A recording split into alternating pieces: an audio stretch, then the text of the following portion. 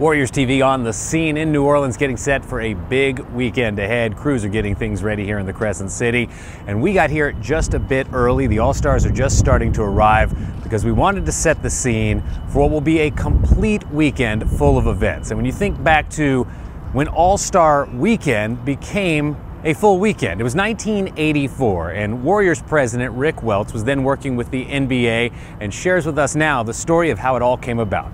Well, you had several things intersecting at the point in time that happened. So David Stern had been elected commissioner but had not taken office. He was going to take office at the end of the All-Star weekend. So it was Larry O'Brien's last weekend there. Stern had said from the day he was elected that one of the things he really wanted to do is get back in touch with the history of the game. He thought the NBA had done a horrible job in embracing its past, all these amazing players and coaches and teams that we really kind of said goodbye to once they left the NBA. So that was a big part of what he wanted to have as his agenda. The other thing that happened is we were going to Denver. The city had a great ABA heritage. Carl Scherer was the president of the Nuggets in the ABA and the NBA. And the Nuggets had hosted in 1976 one of the most famous basketball events that's ever happened, which was the ABA Slam Dunk Contest, which really vaulted the ABA into a lot of national prominence and was so anti-NBA at the time that really caught the attention of a lot of people. And Carl wanted to honor that heritage and wanted to convince me and therefore the NBA to try to, could we bring back the Slam Dunk Contest at halftime of the All-Star game? Well, we were on CBS at the time. They had other plans for halftime.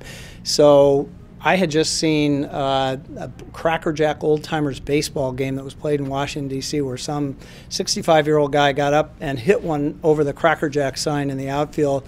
And it was like mayhem. It was a wonderful moment. And so, you know, I went to Stern, who was not our commissioner yet, and said, what if we created a second day and we put an old timers game together, bring back all these players that you said we want to bring back to our game and combine it with a slam dunk contest.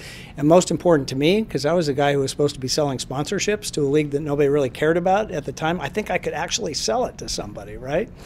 So we went in to see Larry O'Brien, and I got kind of a blank stare and, you know, thank you, young man, a little pat on the head, and left, and thought that was that. We aren't going to be able to do this. And then a few days later, Stern called me and said, okay, Commissioner says, one, if you don't embarrass him on his last weekend in office, and two, if this doesn't cost the NBA a nickel, then you can do it. So with that, you know, pat on the back and groundswell of support, we set off to create the first All-Star Saturday.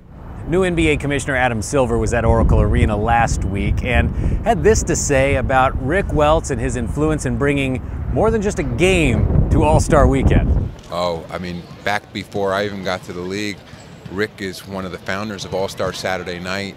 You know, Rick is a legendary marketer in the league, and I think he, working in partnership with David Stern, you know, is what turned it into really when All-Star the game, then it became All-Star Weekend. Now it's the All-Star Week, as you pointed out. Well, all I do is think about the Warriors now, and for this franchise and its history, and for what we're trying to establish here, to see the Warriors so well represented in so many different elements of the weekend, I think is a source of pride for everybody that's trying so hard to turn the Warriors into the kind of franchise our fans want us to be and we're committed to becoming.